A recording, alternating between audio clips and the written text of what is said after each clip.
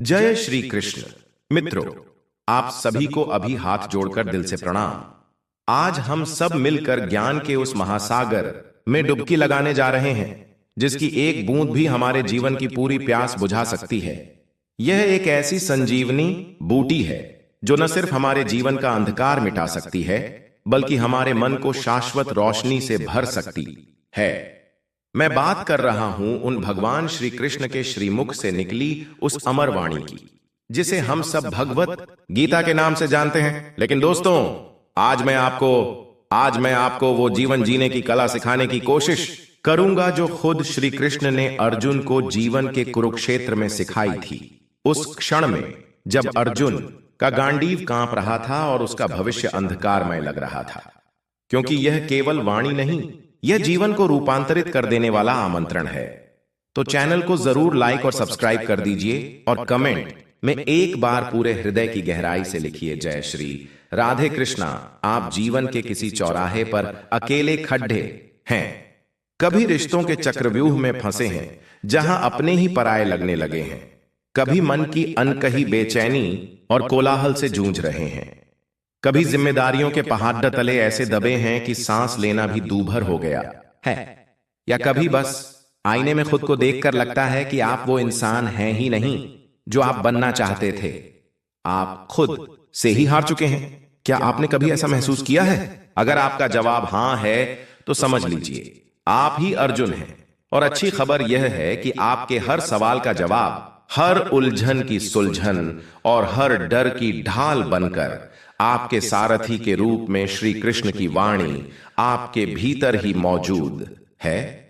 अर्जुन भी तो इसी स्थिति में था, टूटा हुआ, घबराया हुआ, कर्तव्य और मोह के बीच फंसा हुआ। उसके हाथ कांप रहे थे, गांडीव धनुष उसके हाथों से छूट रहा था। वो लड़ने से पहले ही हार गया था।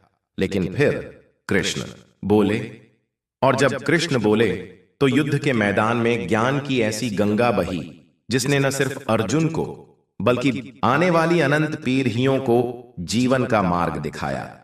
कृष्ण ने क्या कहा? उन्होंने गीता का सार एक पंक्ति में पिरो दिया, कर्मण्येवाधिकारस्ते मा फलेषु कदाचन। हे अर्जुन, तेरा अधिकार केवल कर्म करने पर है, उसके फल पर कभी नहीं। दोस्तों, क्या आपने कभी सोचा है कि हम में से ज्यादातर लोग दुखी, तनावग्रस्त और चिंतित क्यों रहते हैं? क्योंकि हम कर्म से नहीं, कर्म के परिणाम से अपनी पहचान जोड़ लेते हैं। एक विद्यार्थी परीक्षा की तैयारी से ज्यादा उसके परिणाम के डर से परेशान रहता है। एक व्यापारी अपने व्यापार में मेहनत से ज्यादा उसके लाभ हानि की चिंता में घुलता रहता है। कृष्ण कहते हैं, यह डर ही तुम्हारी सबसे बड़ी हार है। कृष्ण कहते हैं, तेरा अधिकार सिर्फ कर्म पर है, फल पर नहीं। इसका गहरा अर्थ है कि तू अपनी पूरी ऊर्जा, अपना पूरा ध्यान, अपनी पूरी आत्मा अपने कर्म में लगा दे, उसे एक पूजा बना दे, लेकिन फल उसे मुझ पर, इस ब्रह्मांड की व्यवस्था पर छोड़ दे। क्यों? क्योंकि जब आप फल की चिंता से मुक्त हो जाते हैं तभी आप अपना 100% वर्तमान क्षण को और अपने कर्म को दें पाते हैं। और जहां 100% समर्पण होता है वहां सफलता एक सह उत्पाद, बाय प्रोडक्ट के रूप में स्वयं चली आती है। एक माली का काम बीज बोना, पानी देना और पौधे की देखभाल करना है। फूल खिलाना प्रकृति का काम है। माली अगर फूल खिलने की चिंता में घुलता रहे तो वह पौधे को ठीक से पानी भी नहीं दे पाएगा। तो क्या हमें कोई अपेक्षा नहीं रखनी चाहिए? नहीं। कृष्ण ने अपेक्षा से नहीं, आसक्ति से मना किया है। अपेक्षा एक दिशा है, लेकिन आसक्ति एक जंजीर है। उन्होंने कहा, तू कर्म कर, पर उसमें ऐसा मत उलझ कि उसका नतीजा तेरी शांति और तेरा सुख छीन ले। हम हर रिश्ते, हर काम, हर वस्तु से इतना जुड़ जाते हैं कि अगर वैसा नहीं हुआ जैसा हमने चाहा तो हम टूटकर बिखर जाते हैं।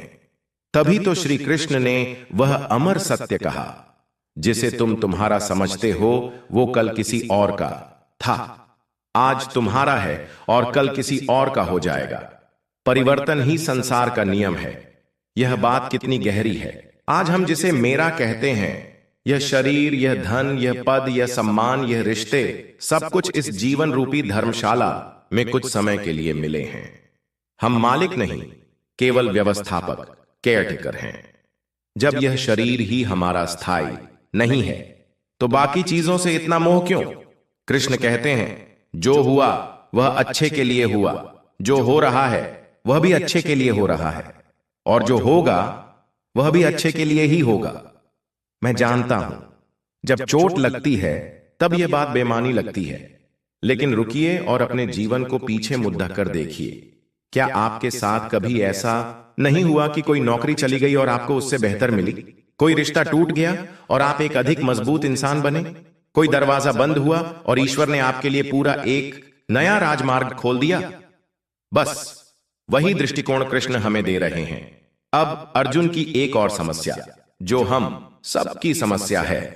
अर्जुन कहता है, हे माधव, मेरा मन एक बेलगाम घोड़े की तरह है। यह बहुत विचलित है, यह काबू में नहीं रहता। क्या आपका मन भी शांत नहीं रहता? तो कृष्ण ने जवाब दिया, हे महाबाहु, इसमें कोई संदेह नहीं कि मन चंचल और कठिन है, लेकिन इसे अभ्यास और वैराग्य से वश में किया जा सकता है। अभ्यास मतलब निरंतर प्रयास, हर दिन थोड़ा सा शांत रहने का प्रयास, हर दिन क्रोध पर थोड़ा सा संयम रखने का प्रयास, हर दिन 5 मिनट के लिए अपनी सांसों पर ध्यान देने का प्रयास। और वैराग्य मतलब उन व्यर्थ की बहसों से, उन नकारात्मक लोगों से, उन आदतों से जो आपकी ऊर्जा चूस लेती हैं, धीरे धीरे किनारा करना। यह एक दिन में नहीं होगा। अब सबसे गहरा सवाल, मैं कौन? कृष्ण कहते हैं, नयनम छिंदंती शस्त्राणि नयनम दहति पावकः। तू यह शरीर नहीं है, तू नाम, पद, जाति या रूप भी नहीं है।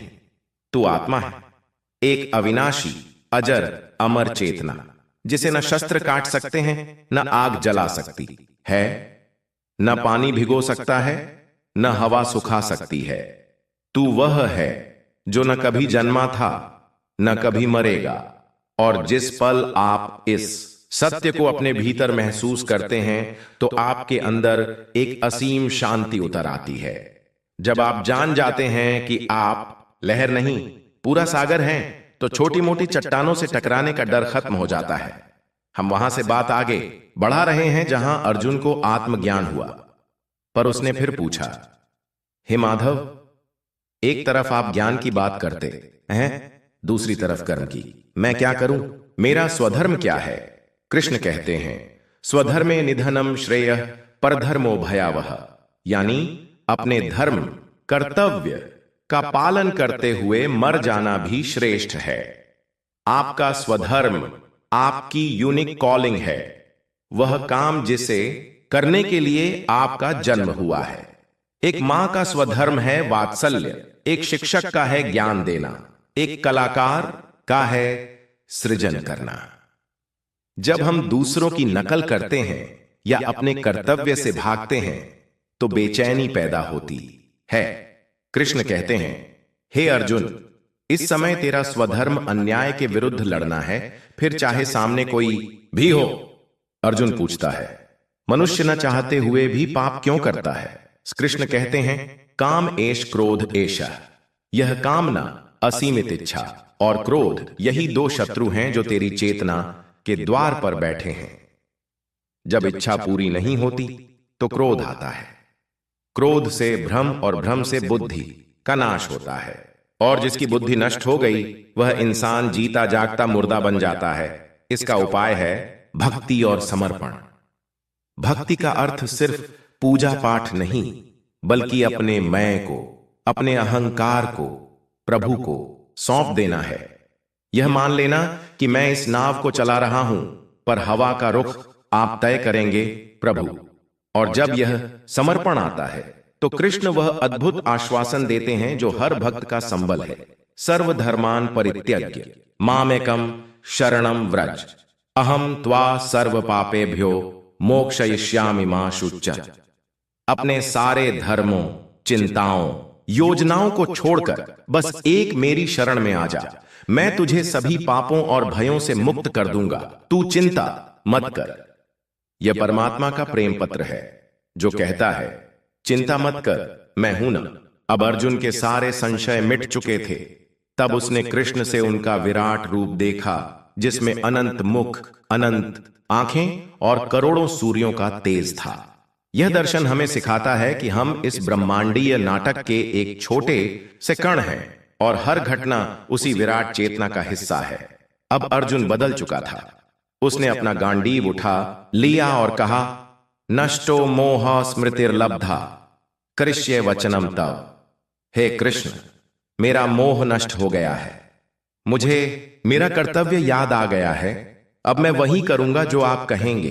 तो क्या हम भी वो अर्जुन बन सकते हैं? हाँ, बिल्कुल। श्री कृष्ण ने हमें एक जीवन जीने की कला सिखाई है।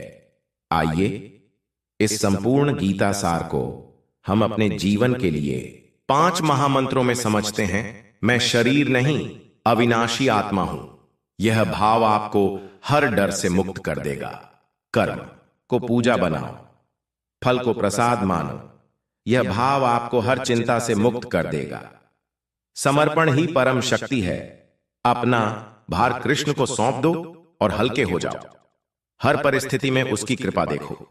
यह भाव आपको हर शिकायत से मुक्त कर देगा। अपने स्वधर्म पर चलो, शांति वहीं मिलेगी। दूसरों से तुलना करना बंद करो। तो आइए इस गीता सार के अंतिम क्षण में मैं आपसे सिर्फ एक विनती करता हूं। अपने भीतर के कृष्ण को जगाइए और जब भी रास्ता भटके तो अर्जुन बनकर पुकारिए। कृष्ण फिर उत्तर देंगे, क्योंकि वो दूर नहीं है, वो आपके पास है। वो तो आपकी हर धड़कन में, आपकी हर सांस में बसते हैं। अब इस पावन ज्ञान को किसी और के जीवन में भी रोशनी बनाकर भेजिए। अगर ये शब्द आपके हृदय को छू गए तो वीडियो को लाइक कीजिए, चैनल को सब्सक्राइब कीजिए और कमेंट में पूरी श्रद्धा और प्रेम से लिखिए, जय श्री राधे कृष्ण।